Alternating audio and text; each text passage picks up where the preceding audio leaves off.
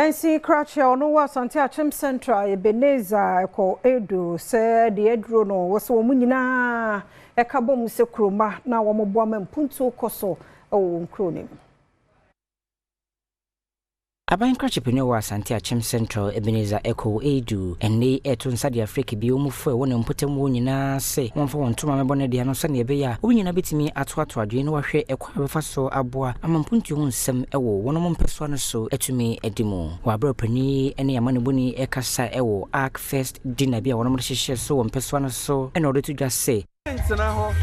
se aban nko an fasika mra meboabo me manfo ano ya nisem obibia ya kekan ye ho abom kakra ye benya no ye de atu ye futuo mu a ye fe na Asante Akyem Development Fund na saa sika no ene ye beyi the street light ye hia street light a ye de be ye hia electrification extension a ye de be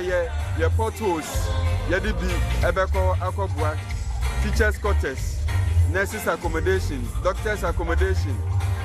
educational system ne emwa a yede beboa to say scholarship yede beboa ye ma omeko school pon ekosua de da me frɛ obi bia sa ofi Asante Akyem ha umfi Asante Akyem ha nyame atu nsam nyame nto nsam obetumi ede kakra betum ketwa bia nsa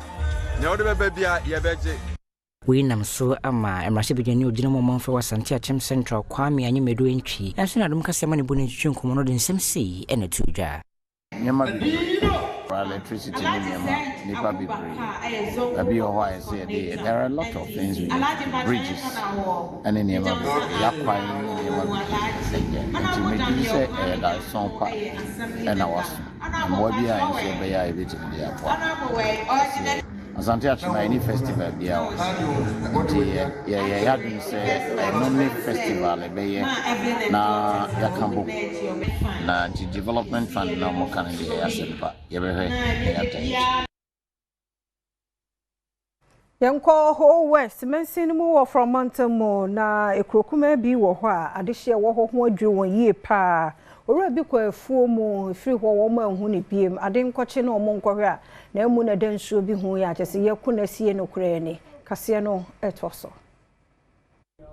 Panyina wahwere ne nkwan wosusa wadi mfi bɛɛsɛ aduonum a ne din ɛde adovoko jodelali na waware a wo mamu nan okohunu sɛ na mu ɛda esutene bi mu ɛwɔ nafuo akyi ɔmanfo twemu a adwada no ofrifie sɛ wɔkɔ nafuo mu a besi ne no wonsa na akyi man ne senti abusua ɛne wɔn mu ɛne ne tete bɛn yɛ wadwen sɛ wɔkɔ akɔhwehwɛ na okokohu sɛ wawu ɛda sutene mu a akamia yɛ sɛ ensusɔn kora akata no so assembly member ɔbro no so ɛyɛ ora divine tutu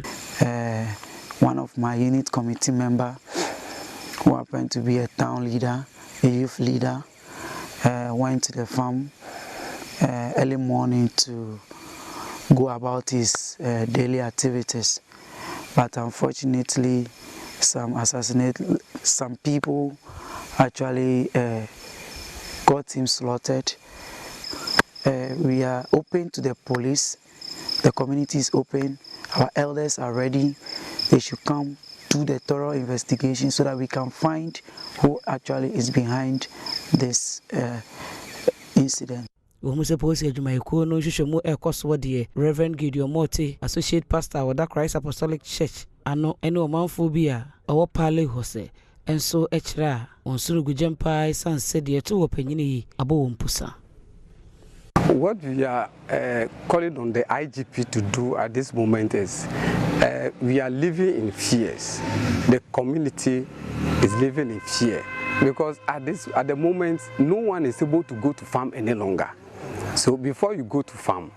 you have to be in groups.